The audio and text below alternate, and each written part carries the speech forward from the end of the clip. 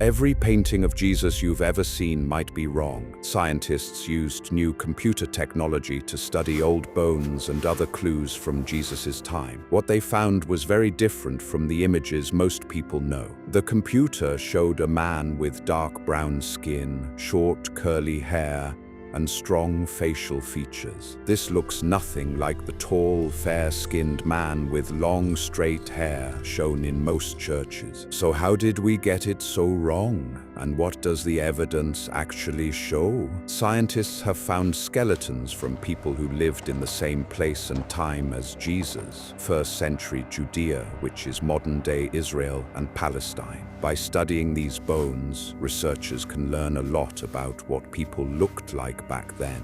A scientist named Yossi Nagar studied many of these skeletons. He found that Jewish men in Jesus's time were about 5 feet 5 inches tall. They had brown eyes, dark hair, and olive brown skin. These features made sense because they matched the people who lived in that hot, sunny part of the world. Old written records from the time give us another clue, but it's a surprising one. No one who wrote about Jesus ever described what he looked like. Historians say this probably means Jesus looked completely normal. Writers back then always mentioned if someone was unusually tall, very handsome, or had some unusual feature. Since no one said anything about Jesus's looks, he must have looked just like everyone else around him. Computers today can do something amazing. They can look at old bones and figure out what a person's face probably looked like. Here's how it works. First, scientists use special cameras to scan old skulls and bones. The cameras capture millions of tiny details,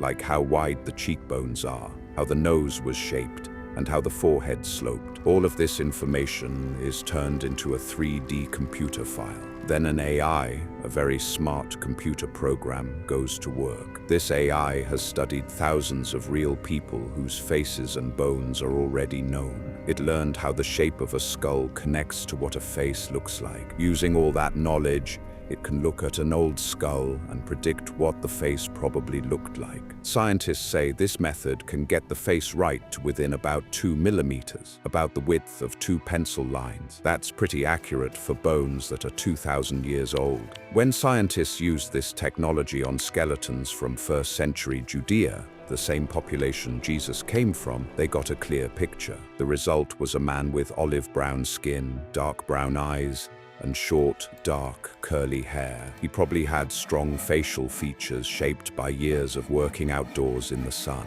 If science shows Jesus looked Middle Eastern, why do so many paintings show him as a light-skinned European man? The answer goes back hundreds of years. As Christianity spread across Europe, artists began painting Jesus. But these artists used people they knew as their models, and the people they knew were European. So slowly, over many centuries, Jesus started to look more and more European in paintings. By the 500s, artists in the Byzantine Empire, which covered parts of modern-day Turkey, Greece, and the Middle East, had created the classic look we recognize today. Long straight hair parted in the middle, a beard, and light skin. This style spread across the Christian world. Then, during the Renaissance, roughly the 1300s to 1600s, famous artists like Leonardo da Vinci and Michelangelo painted Jesus using Italian people as models. These paintings were so beautiful and famous that people all over the world began to think this was what Jesus really looked like. Each new group of artists repeated the same mistake. They painted Jesus to look like people from their own culture. By the time photography was invented in the 1800s,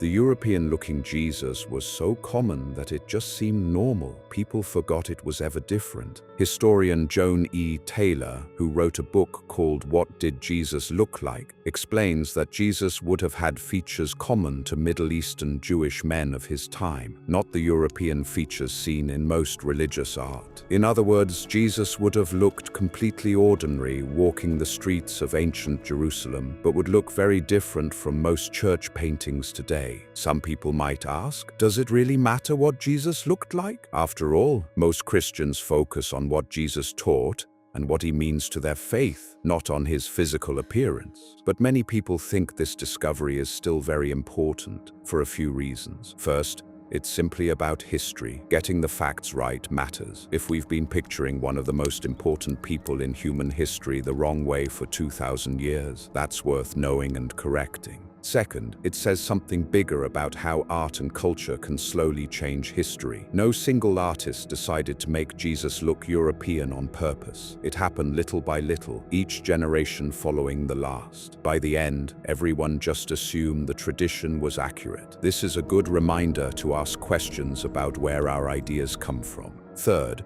for many Christians around the world, especially those in Africa, Asia, and Latin America, seeing Jesus depicted as a white European man can feel confusing or even hurtful. The AI reconstruction shows a Jesus who looks much more like the people in the part of the world where he actually lived. This technology isn't just being used on Jesus. Scientists are using the same methods to reconstruct the faces of ancient Egyptians, Roman emperors, and other historical figures. Each time we get a little closer to seeing the past as it really was. For many people of faith, this new image of Jesus doesn't change their beliefs. What Jesus taught about love, forgiveness, and caring for others stays the same no matter what he looked like. But it does invite people to think about Jesus in a new way, as a real human being who lived in a specific time and place, who would have looked exactly like his neighbors. The Jesus shown by AI analysis had weathered skin from working outdoors. He had dark curly hair and strong features shaped by his environment. He was in every way a man of his time and place, a first-century Jewish carpenter from the Middle East. For 2,000 years, art has shown us a different face. Now, for the first time, science may be showing us the real one.